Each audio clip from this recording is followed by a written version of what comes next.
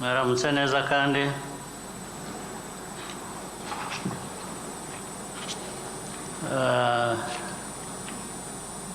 ndabashimiye abadutumiye hano ndetse ndabashimiye namwe mwese mwitabiriye uyu munsi. Ni igikorwa gisanzwe ariko gifite uburemere bwacyo twese tuzi.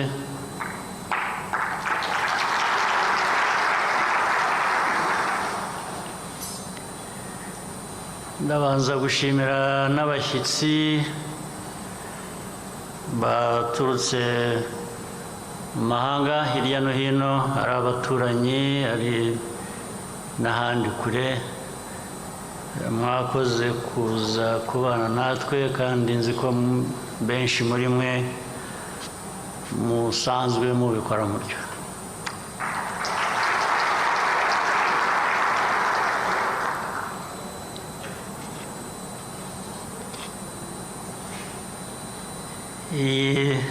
Rwanda Leaders Fellowship is gives us an important moment to reflect, to meet, to contextualize things, politics, faith, ordinary life, really. So it's an important moment.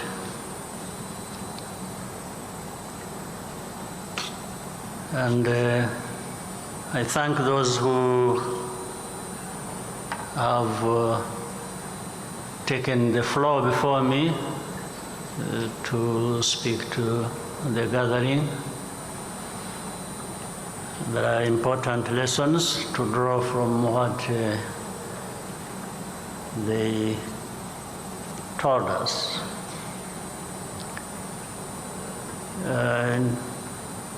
In which case you will bear with, if it happens,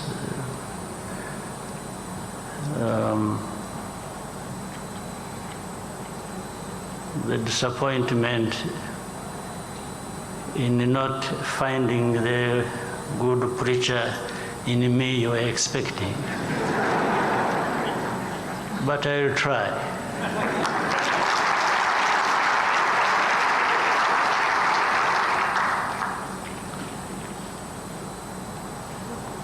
So, at the same time, this moment coincides with what has already been mentioned to you, the Heroes' Day.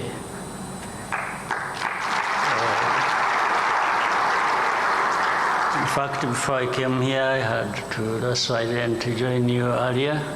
I had to go and lay the wreath to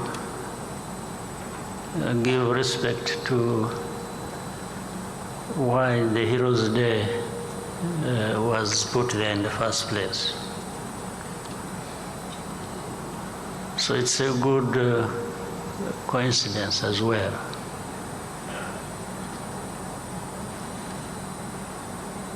So to contextualize all that, why the Heroes' Day? The Heroes' Day because every nation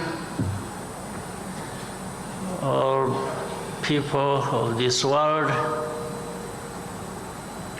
find themselves in one situation or another, or circumstances that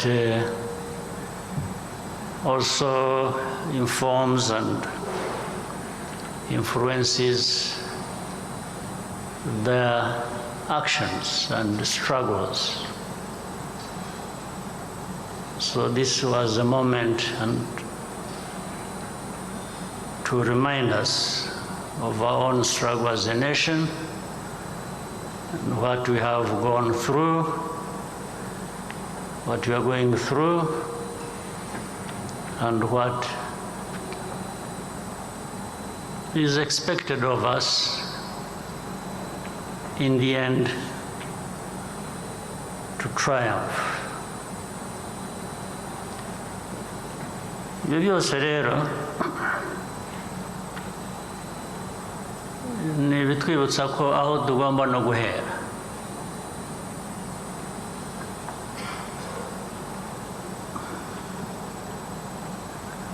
Ngira ngo kandi byavuzwe mu byavuzwe mbere, hari umuntu ku giti cye, njye nawe, hari family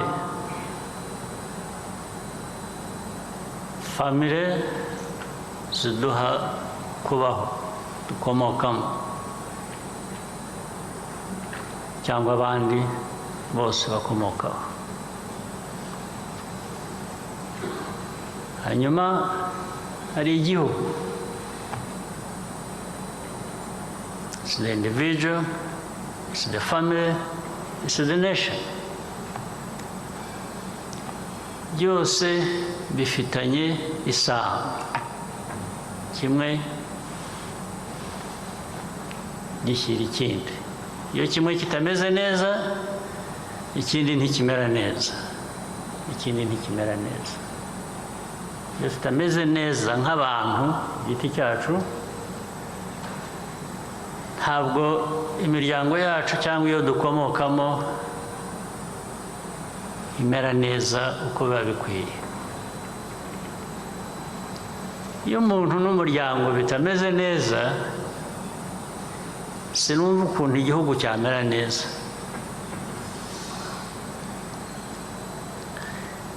Ibiri hagati aho byose rero ni ibi twahuriye aha, twigishijwe, ibyo twumvise byose biri hagati aho y'umuntu n'umuryango n'igihugu. Kwemera, kwizera, gushobora kumenya ikibi n'icyiza bishingiye aho, biri hagati aho ngaho, kugira ngo umuntu, umuryango cyangwa se igihugu bimere neza. Wabinyura iruhande, wabyirengagiza, wakora ibyo ushaka ibyo ari byo byose, ariko ingaruka zabyo nazo zirahari, ziraboneka buri gihe. Niyo mpamvu rero umwanya nk'uyu tuwukoresheje gutekereza, gusubiza amaso inyuma, kwisuzuma,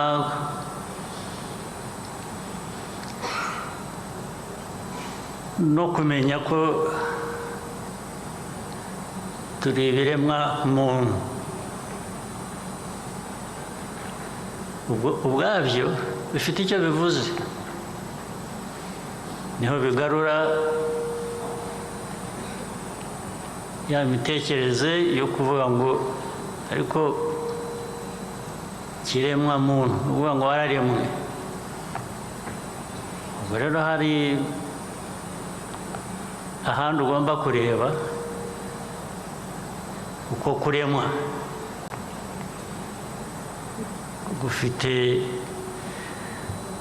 ufite ibyo gukesha, ariko uko kuremwa bifite n'icyo bigusaba cyangwa bikubaza kwibuka no gukora ubishingiyeho.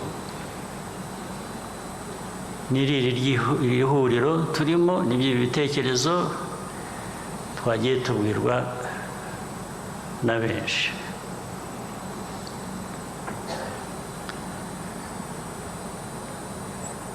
Ibyo rero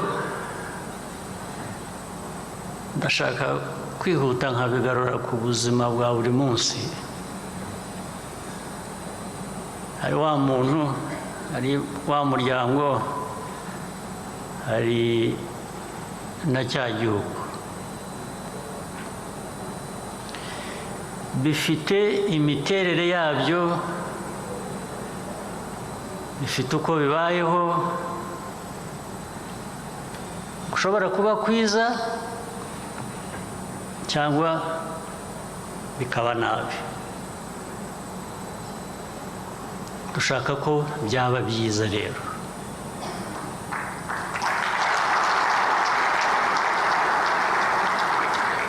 No muri ibyo, muri uko kugira uko ubayeho, uko uteye kwawe, k'umuryango, kw'igihugu,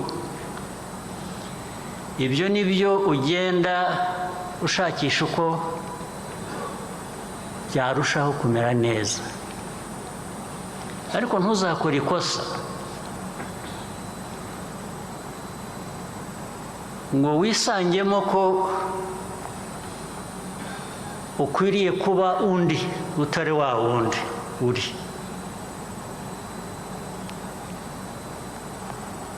Ukwiriye kuba uwo uri we. Ukwiye kuba ukuri uko waremwe. Uko waremwe iyo twavugaga ni ukwawe. Reba uko waguhindura ukakugira neza. Ariko n'undi afite uko yaremwe. Wishaka kuba nka wa wundi. Hari ibyo wamwigiraho, hari ibyiza abantu bakora, ukabona utari ko ukagishima ukabutibira ikintu, ariko ntushobora gutekereza kuba nka wa wundi wakoze ibyo ushima. Ahubwo umwigiraho ukarushaho kuba mwiza, muzima, uko umeze wowe ubwawe.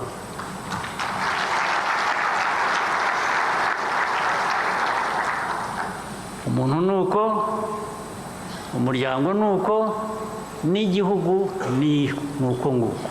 Iki gihugu cy'u Rwanda ntabwo wagihindura kuba ikindi gihugu icyo ari cyo cyose.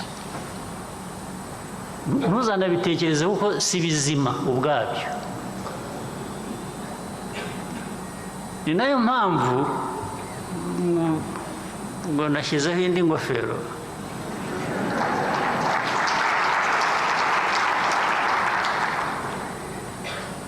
Uko duteye ku isi, ibihugu bito,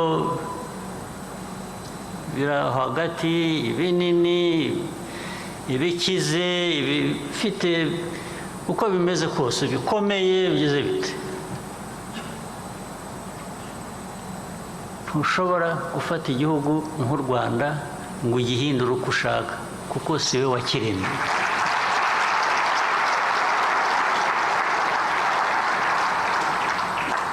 Ntushobora kumfata ngo ungire uko ushaka, kuko ntabwo ari wowe wandemye.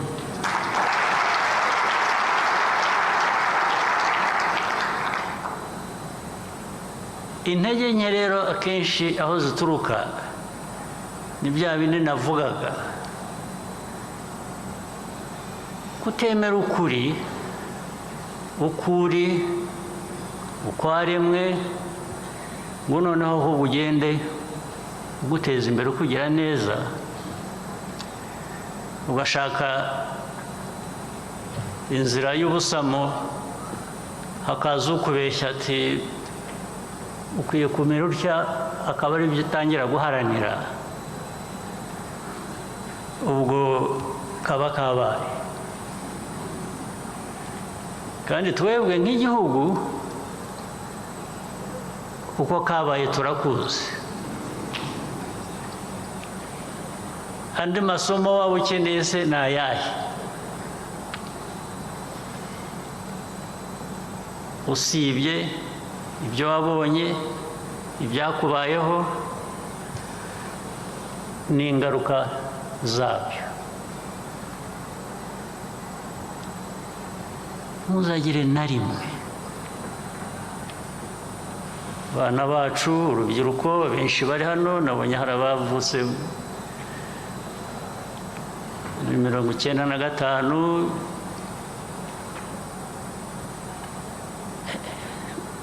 ndabasabye n'abavutse mbere yanyu aho mugenda hose ku isi hose ibyo mubona ibyo mushima ntuzagire uba utekereza gushaka gusimbuka ukava ku cyo uri cyo ukaba ikindi wabonye ahandi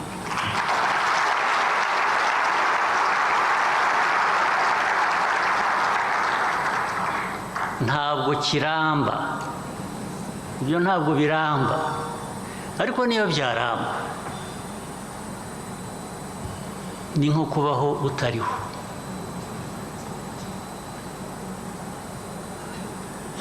ibyo bishingira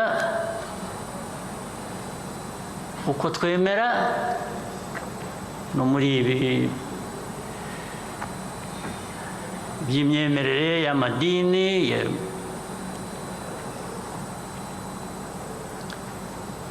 ariko binashingira no ku muco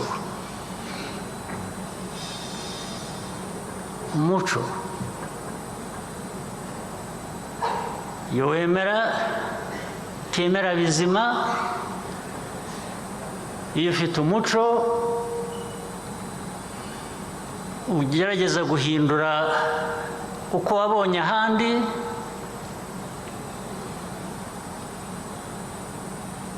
birasenya ntabwo byubaka ntabwo biramba ni ukubyirinda rero kubyirinda tukareba uko twashakisha kugira ibyacu igihe bitabaye byiza tukabihindura tukabigira byiza ariko ari ibyo dushingiyeho by'icyo turi cyo ikintu cyaza kikubwira gushaka kureba ahandi kugana ahandi hatari ahawe ariko aho havamo amasomo menshi